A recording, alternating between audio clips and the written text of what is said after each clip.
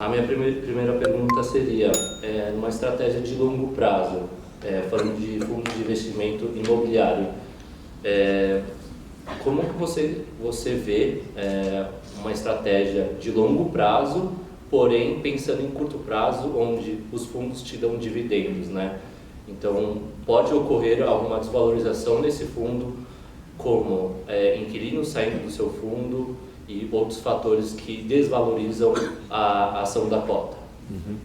Bom, essa pergunta é bastante técnica a respeito de fundos imobiliários, que é uma categoria que a gente abraçou lá na Suno. Talvez, acho que poucas empresas no Brasil falem tanto dessa categoria, que eu acho que dialoga com o popular. Para quem não conhece, o fundo imobiliário ele é nada mais do que uma casca que tem ativos do segmento imobiliário lá dentro e, obviamente, que quando você tem um imóvel, você está sujeito aos altos e baixos do mercado imobiliário, que tem como consequência um aumento e diminuição da vacância conforme ou a economia vai bem ou mal, ou conforme os próprios inquilinos façam as suas movimentações. Eu acredito que ao longo do tempo a gente vai ver cada vez menos movimentos que inquilinos pesem muito nos fundos, porque os fundos estão crescendo, a gente vê emissões e mais emissões, fundos aumentando assim 40%, 50% de tamanho da noite para o dia, alguns até triplicando, quadruplicando.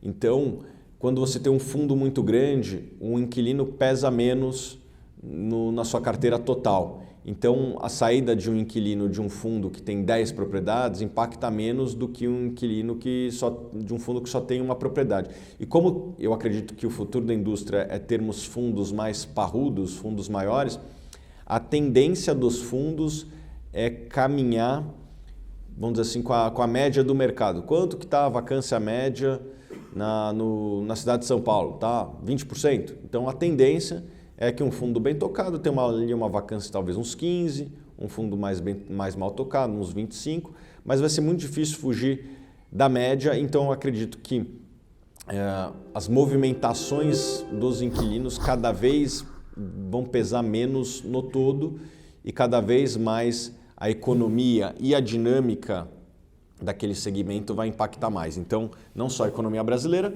mas vamos supor, a demanda por galpões. Às vezes você tem, por exemplo, São Paulo, a demanda por imóveis na Faria Lima já está bem equilibrada, assim, a vacância já está provavelmente uns 14% nos chamados triple A's. Portanto, é uma vacância que eu acho que está bem abaixo da média do Brasil. Se a gente for falar do Rio de Janeiro, é entre 30% e 40%. Algumas regiões são até superiores a isso. Então, não adianta somente falar do Brasil, da economia do Brasil, que impacta tanto o Rio de Janeiro quanto São Paulo, mas cada mercado tem a sua dinâmica. O mercado financeiro se valorizou bastante e, obviamente, que as empresas do mercado financeiro vão contratar mais por conta disso.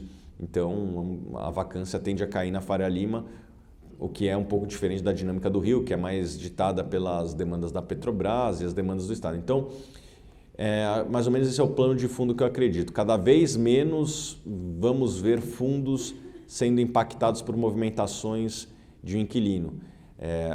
Os fundos antigos talvez ainda sejam impactados se eles continuarem a existir. A gente viu o XPCM11, que é um fundo de um imóvel lá em Macaé. A Petrobras saiu, era o único inquilino, daí o imóvel, a cota do fundo cai 37% num dia. Esse é um fundo antigo. Os fundos que estão vindo ao mercado não tem mais essa característica de ser monoativo. Pelo contrário, são fundos grandes e estão emitindo cada vez mais. Então, como resumo, eu acredito que os fundos imobiliários vão ter a sua vacância ditada pelo seu segmento, pela economia brasileira e menos por movimentações específicas.